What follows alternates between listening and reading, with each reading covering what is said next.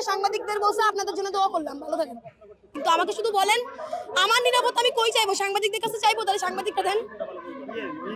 আপনাদের আন্দোলন কত সময় চলমান রাখবেন এটা একটু জানাবেন।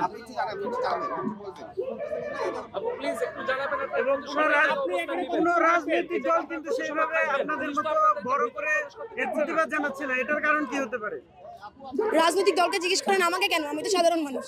আপনার ব্যক্তিগতভাবে কি? আমাকে ব্যক্তিগতভাবে রাজনৈতিক প্রশ্ন তো ওখানে গিয়ে করবেন। এই যে আপনারা আমাকে মেরে ফেলছেন প্রশ্ন করতে করতে।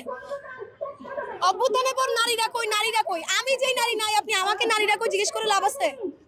যারা ওখানে বসে ওদেরকে গিয়ে জিজ্ঞেস করেন নারীরা কই। আপনারা আমার কান মাথা ছিঁড়ে ফেলছেন, নারীরা কই, নারীরা কই। আবার নারী আসলেই বলবেন যে রাজনীতিবিদ কি বলে, বলবেন যে ইন্টারিয়াম কি বলে। আমরা কই যাব ভাই? আমাদেরকে আপনারা ছাড়েন না, এনারা ছাড়ে না। আমরা কি বলেন তো, কি কি চান আপনারা আমার থেকে বলেন? আপনাদের মনে হয় দেশে আপনাদের জীবনযাত্রা স্বাভাবিকভাবে চলতেছে? আপু আপনি একজন নারী সাংবাদিক, আপনার জীবনযাপন স্বাভাবিক? আপনি বলেন তো, বলেন। আপনার রাস্তায় বেরোতে ভয় লাগতেছে না? লাগছে না? আপনার জীবনযাপন স্বাভাবিক? আমি তো প্রশ্ন করছি ওনাদের যে সরকার কি একা আমার? তাইলে কি শুধু আমার সরকার দিচ্ছে না? আন্দোলন একা আমার ছিল? বলার সময় তো ঠিকই ছাত্র জনতা বলেন, তাহলে আন্দোলন একা আমার ছেড়ে দিলেন, সরকার একা আমার ছেড়ে দিলেন কেন? আমি আপনাদেরকে বলি, আপনারা এই যে ছাত্রদের আন্দোলন, লাল স্বাধীনতা ভোগ করছো, এই টাইপের কথাগুলোকে বাদ দেন। সমস্যা এখন শুধুমাত্র আমরা বলো না, সমস্যা এখন আমাদের, আপনাদের সবার সমস্যা। সবাই মিলে আলাপ করেন, একজন দোষাদোষী থেকে বেরোন ভাই। বুঝতে পারছেন? ছাত্র করছে, ইন্টারিয়াম সরকার ছাত্রের এই থেকে বের হন। এখন নিরাপত্তা নিশ্চিত। বুঝতে পারছেন?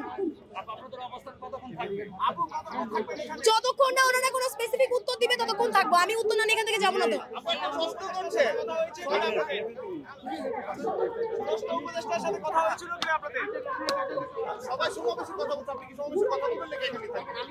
আমাকে এখান থেকে বেরোতে দিচ্ছেন কেউ?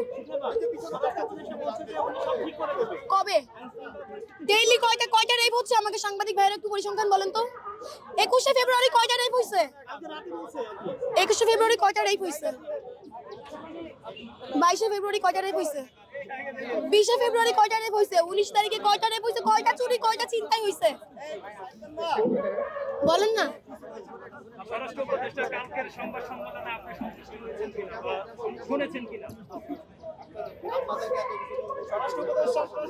আমি শুনেছি কালকে স্বরাষ্ট্র উপদেষ্টা সাংবাদিকদের বলছে আপনাদের জন্য দোয়া করলাম, ভালো থাকেন। আপনারা রাত 3টে দোয়া আনতে গেছিলেন, এইটুকু শুনছি ভাই। বলেন। আজকে যে আমাকে নিয়ে আপনাদের এই সংবাদগুলো আবার ছেড়াছিড়ি করবে আমি জানি, কিন্তু ছেড়াছিড়ি তো আমার এখন গায়ে লাগে না ভাই। আর কত হজম করতে করতে তো আমি লোহা হয়ে গেছি, আবার এগুলো লাগবে নাকি?